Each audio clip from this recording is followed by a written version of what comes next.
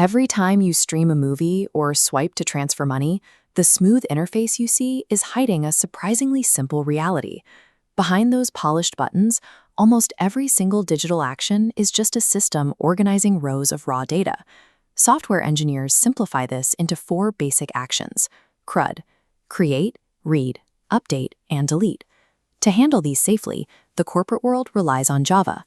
99% of major organizations use it, including the world's largest banks. Seeing how these 4 operations work together is the first step toward understanding the pattern behind almost every website you visit. While Java is incredibly reliable, writing the code for those operations from scratch can be repetitive. That is why developers use a toolkit called Spring Boot, which automates the setup so you can focus on the unique parts of your app. To see how Spring Boot works, you can picture your application as a massive, highly organized digital library. In this setup, the person using the app is the library patron. The Spring Boot system operating behind the scenes is the library staff. Using Spring Boot means you don't have to build the physical shelves or hire the staff yourself. You simply define the rules for your specific library, and the toolkit manages the rest. When a patron approaches the library, they communicate using a strict set of commands. If they want to create new data, like donating a brand new book, they send what is called a post request. If they want to read data, like looking up a specific book by its ID number, they submit a GET request. To update existing information, for example, fixing a typo in a book summary, the patron sends a PUT request. And if they need to delete an outdated book from the catalog entirely, they issue a delete request. Those 4 commands, post, get, put, and delete, are the only vocabulary the outside world is allowed to use when speaking to your application. Once a request comes through the doors, it hits the first layer of the Spring Boot staff, the controller. Think of the controller as the front desk receptionist. Its only job is to look at the request and route it to the correct department. The receptionist hands the request to the service layer. This is the head librarian. All the house rules live here, like checking if a book is in good enough condition to be donated before it's allowed on a shelf. After the head librarian approves the request, it goes to the repository layer. You can imagine this as an automated cart system. It translates the librarian's orders into the mechanical commands needed to move the data. Finally, the automated cart places the data into the database, which is where the information is stored safely on a shelf. This strict separation of jobs prevents chaos.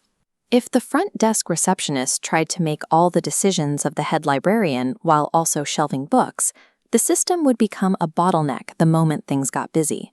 Because the patron isn't allowed behind the front desk, they can't actually see the book being placed on the shelf.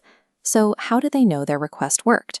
The library uses an intercom system to communicate back to the front doors, taking the form of a 3-digit status code. If everything went smoothly, the intercom announces a success code. A 200 OK means the request was fulfilled, and a 201 created confirms a new book was successfully added. If something goes wrong, it returns an error code. A 404 not found means the patron asked for a book that doesn't exist, while a 500 code means something broke behind the scenes, like a shelf collapsing. These numbered codes allow the user's phone or web browser to show the correct message automatically, without needing to know anything about how the library operates internally. Before opening a digital library to the real world, developers must ensure the staff behaves properly. They do this by sending in simulated requests to test every possible scenario. They use software tools like Postman or Swagger to fire test operations directly at the server and verify that it returns the expected success codes. A common mistake is bypassing the head librarian entirely and writing all the rules straight into the front desk receptionist. While it might work for 1 or 2 books, it makes the library impossible to manage as it grows. Respecting architectural layers and testing thoroughly makes the difference between a rough prototype and professional software.